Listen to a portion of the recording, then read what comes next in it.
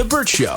Time to get buzzed on the hot goss from Hollywood with Abby. It's the Bert Show's entertainment buzz. Capitalism has gone too far because now when you go through the drive-thru for your favorite and expensive lunchtime burger, you're going to be coughing up way more money because Wendy's CEO has just announced surge pricing for their menu. So basically what that means is it's going to kind of have the same model as Uber. So, you know, when you're going to the airport at like 4:30 and your Uber is going to be like $150, whereas if you had taken it at like 4 a.m., it would be $20. They're going to be implementing the same model for their meals in 2025.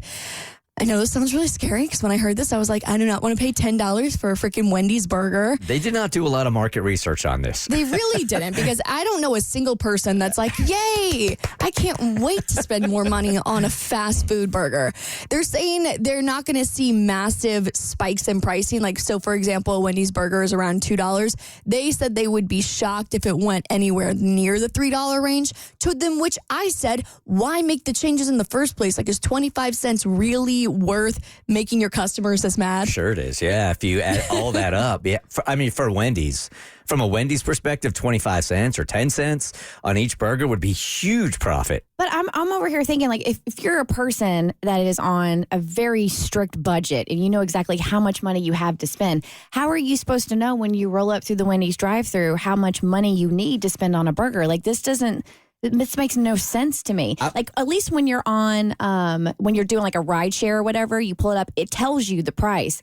You're going to have to download a Wendy's app to see how much your burger's going to cost before you roll through the drive-thru. I completely agree, because I was furious when I realized that things on the dollar menu was $1.05. Like, that was, even that for me was enough. I'm going to go ahead and make this prediction right now that within 48 hours, Wendy's is going to come back out publicly and go, so we ran that one up the flagpole and we're going to go ahead and not do that now, because I think they're getting so much crap about it. Well, yeah, because if I'm a busy mom and let's say I have $10 flat to spend on lunch for me and my kid in the back seat, and I'm driving through and I see a Wendy's on my right and a McDonald's on my left, I'm thinking, I don't want to sit through the drive-thru only to find out that I'm $2 short. I'm a U-turn and get into that McDonald's lane. Did you also see the guy who's going viral? He went to have dinner at a restaurant. There was live music there.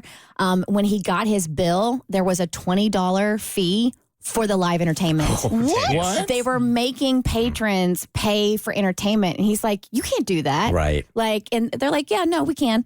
He's like, so he's fighting it. Like, so he's literally fighting. Like, I mean, it's a $20 charge, but nonetheless, it's the principle of the matter. Like, you can't hire, like, the restaurant can't hire live entertainment. And then, like, if you ain't got the money to pay for it, then don't hire it. You can't like hide these secret charges. And I'm sure a lot of people didn't even look at their bill to see like, oh no, we're chipping in to make sure they could have a basis. These are the issues that you need to pick up your phone and call Congress. Exactly.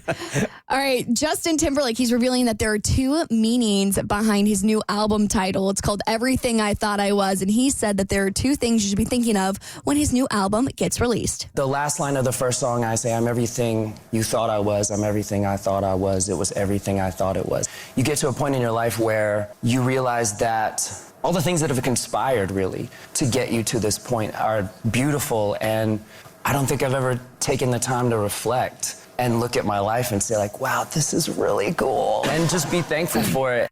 Wonder if he feels that way about Britney Spears' memoir getting dropped and all that, those details. But he also said it sums up the reactions that people had when he played it for them for the first time. I was starting to play it for people close to me, and they kept saying, this sounds like everything we know you for, everything we thought we wanted from you. And so all that phrase started floating around in my mind, and then just kind of mixing it in with everything I thought it was, being this life that I'm just incredibly grateful for. It's so true. If you can only capture that in the moment when all the crap is happening, and you could say to yourself, like, this is only going to make me better. This is only going to make me better. But when you're in it, it's like, this is the worst thing ever. I'm never getting over it, right? But he's he's right, I think. When you look back at all the crap that's happened to you in your life, it's gotten you to a really good place eventually. No, I know. And I was actually talking to somebody about this over the weekend. Like, sometimes the worst thing that happens to you is usually the best thing for you.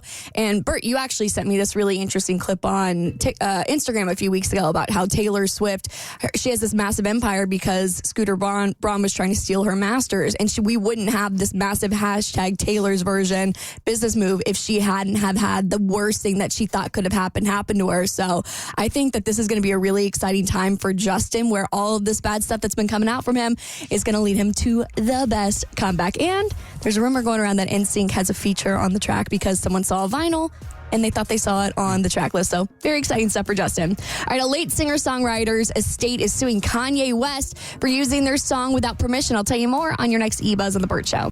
The Bert Show.